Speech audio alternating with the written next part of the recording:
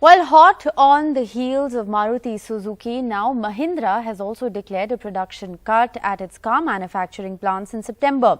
The reason is the continuing shortage of semiconductors or chipsets vital to the manufacturing of all cars today.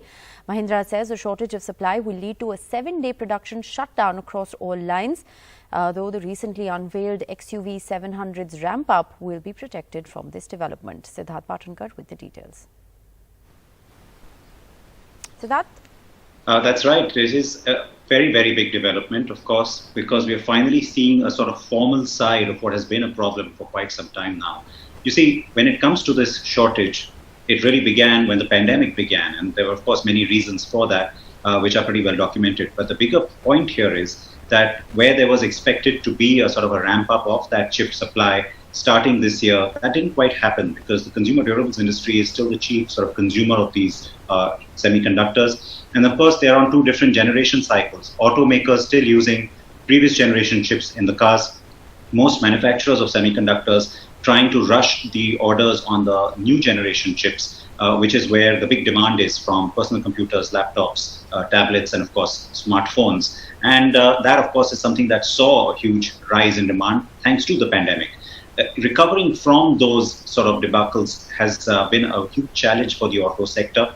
It continues to be a problem, and as you can see now, finally, we're starting to see formal announcements. Maruti saying that only 40% of its production will happen in September. For a car maker that makes about 1.5 to 1.6 lakh units every month, that's a significant decline. And then, of course, for an industry that does about twice that number, this is going to perhaps be across the board similar sort of cuts, because really it is not a shortage of demand, it is a shortage of supply at this point. And by that, I don't just mean the demand for semiconductors, but demand for vehicles. The auto sector has been on a huge upswing when it comes to interest from the buyers.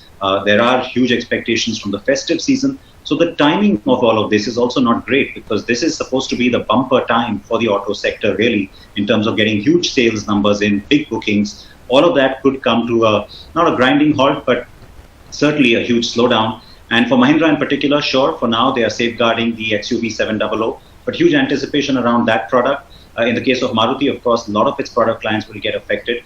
And for the industry as a whole, like I said, the problem is that there is no end in sight. It's not like they have contracts in place. It's not like they can tell us that, oh, by December, this is going to be fixed. That is the worry, and that is where a lot of this is likely to continue plaguing the sector, despite the fact that demand for the vehicles themselves are on a huge upswing. Rishika. Right. Also, very quickly, the long-term implications of this, you said that it's not like there is a supply chain which is sorted out and this appears to be a temporary delay. It's a huge setback for the sector, given the fact that we are heading now into the festival season, a time when typically demand is at its highest. Oh, absolutely. And, the big reason is that last year when the pandemic hit us, auto, of course, was a sector that really slowed down, did come to a grinding halt. Then a lot of these orders, which were at the time, backlogged orders, which honestly the auto sector had shut down production. Really, there was no demand in the market at that time. A lot of that was offset and moved to the consumer durable space or the white goods space. And bringing some of those contracts back has been a challenge because, of course, they're lucrative contracts. Plus, don't forget, geopolitics comes into this as well. China used to be a major player in this space.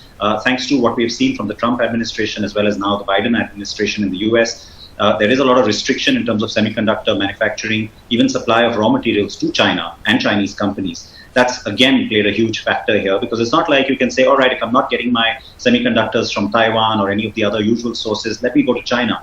A lot of the car makers aren't being able to do that either. And that is where the real problem lies. And you're absolutely right. The timing of this right now is, of course, terrible for the auto sector. Well, thanks so much for joining us with those updates. We will, of course, continue to track the details of that story very closely.